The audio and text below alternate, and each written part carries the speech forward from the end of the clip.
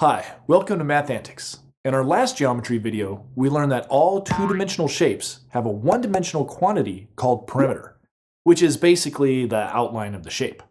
In this video, we're going to learn that these shapes also have a two-dimensional quantity called area.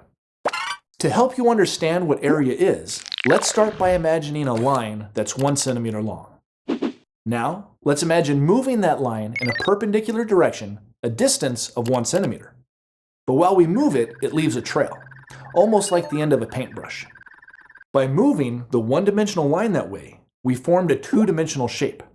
And all of the space or surface that we covered along the way is the area of that shape, which as you can see here is just a square. Okay, but how much area does this square have?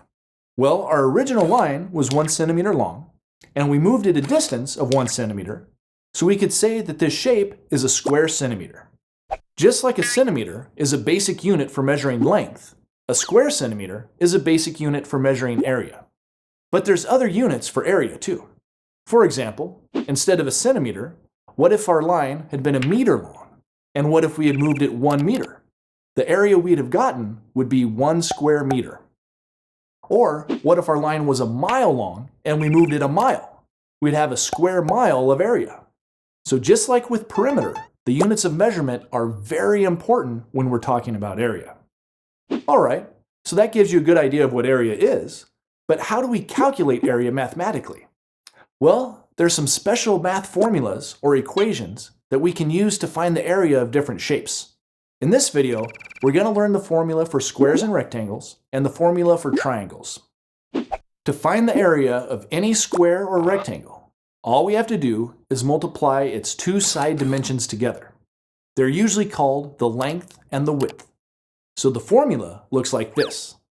Area equals length times width. But it's often written with just the first letters of each word as abbreviations. A for area, L for length, and W for width. So let's see if that formula works for our original square centimeter. If we multiply the length, 1 centimeter, times the width, 1 centimeter, what do we get? Well, 1 times 1 is just 1, but what about centimeter times centimeter? Centimeter times centimeter just gives us square centimeters, which we can write like this using a 2 as an exponent. We read this as centimeters squared, and it's just a shorter way of writing centimeter times centimeter. So whenever you see units like centimeters squared, or inches squared, or meters squared, or miles squared, you know it's a measurement of the two-dimensional quantity area.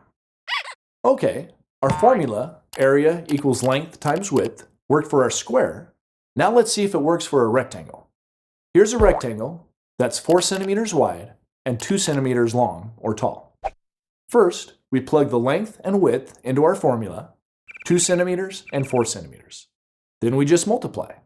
2 times 4 equals 8, and centimeter times centimeter is centimeter squared. So according to our formula, the area of this rectangle is 8 centimeters squared. And we can see that's correct if we bring back our original square centimeter. If we make copies of it, you can see that exactly 8 of those square centimeters would be the same area as this rectangle. Great. Let's try our formula on one more rectangle. This rectangle is 2 centimeters long, but only half a centimeter wide. And our formula, area equals length times width, tells us that we just need to multiply these two sides together to get our area. 2 times 1/2 equals 1. So this rectangle is also 1 square centimeter. How could that be a square centimeter? It's not even a square.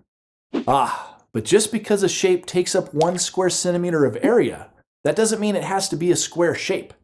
It just means that the total area would be equal or the same as a square centimeter. You can see that if we break up the rectangle in half and rearrange it, then it would form a square. In fact, we can use square units, like square centimeters, to measure any area, no matter what the shape is. It could be a rectangle, a triangle, a circle, or any other two-dimensional shape. Okay, now that you know how to find the area of any square or rectangle using our formula, we're going to learn the formula for finding the area of any triangle. But to do that, we're going to start with a rectangle again. What?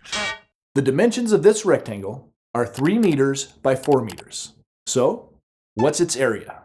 Well, using our formula, we know that the area would be 3 meters times 4 meters, which is 12 meters squared. But now, what if we were to cut this rectangle exactly in half along a diagonal line from opposite corners? It forms two triangles. And because each of these triangles is exactly half of the rectangle, that means that the area of either triangle must be exactly half the area of the rectangle. We already calculated that the area of the entire rectangle is 12 meters squared. So the area of this triangle must be 6 meters squared, and the area of this triangle must be 6 meters squared, since 6 is half of 12. Aha! So the formula for the area of a triangle should just be half of a rectangle. So does that mean that instead of area equals length times width, it should be area equals 1/2 of length times width? Yep, that's basically it, but with one important difference. Instead of L for length and W for width, we're going to use two different names for our triangle's dimensions. We're going to call them base and height, and here's why. The names length and width worked okay for this right triangle because the right triangle is exactly half of a rectangle. But those names don't really work for other kinds of triangles, like acute triangles or obtuse triangles, because how do you tell which side should be which? So for triangles, we do something different. First, we choose one of the three sides to be the base. It doesn't really matter which side you choose, and in a lot of math problems, the base will already be chosen for you. Once we decide which side the base is, we imagine setting the triangle down on the ground so that its base is flat on the ground, like this. Next, we find the highest point of the triangle, which is the vertex that's not touching the ground. From that point, we draw a line straight down to the ground. The line we draw must be perpendicular with the ground. The length of that line from the tip of the triangle to the ground is called the height of the triangle. Oh, some people call the height of a triangle the altitude, which makes a lot of sense if you pretend that your triangle is a tiny little mountain. Sometimes the height line is inside the triangle, like with an acute triangle. And sometimes it's outside the triangle, like with an obtuse triangle. And sometimes it lines up exactly with one of the triangle sides, like with right triangles. But no matter where it is, the formula for finding the area of any triangle is the same. Area equals 1/2 base times height. So if we know these two measurements, base and height, we can just plug them into our formula to calculate the area. At first, you might not see how the same formula could work for all three types of triangles, but watch this. Here's an acute triangle, and this box is 1/2 its base times its height. If we cut our triangle up, you can see that it fits perfectly inside that area. But wait, there's more. Here's an obtuse triangle with a box that's 1/2 its base times its height. Again, if we cut up the triangle, it fits perfectly inside the box. Now you can see how the formula, area equals 1/2 base times height, works for any kind of triangle. Okay, we already figured out that the area of this right triangle was 6 square meters. So let's practice using our new formula to calculate the area of these last two triangles. Our diagram shows that the base of this acute triangle is 5 meters and its height is 8 meters. So we plug those values into our formula for area and we get area equals 1/2 of 5 times 8. 5 times 8 is 40 and 1/2 of 40 is 20. So the area of this triangle is 20 meters squared. Don't forget that the units of measurement for area will always be square units. Okay, that was pretty simple. Let's try our last example. The diagram of this obtuse triangle tells us that the base is 4 inches and the height is 7 inches. So let's plug those values into our formula. We end up with the equation area equals 1/2 of 4 times 7. 4 times 7 would be 28, and then we can calculate what 1/2 of 28 would be by dividing by 2. 28 divided by 2 is 14. So the area of this obtuse triangle must be 14 square inches. Okay, now you know all the basics of area.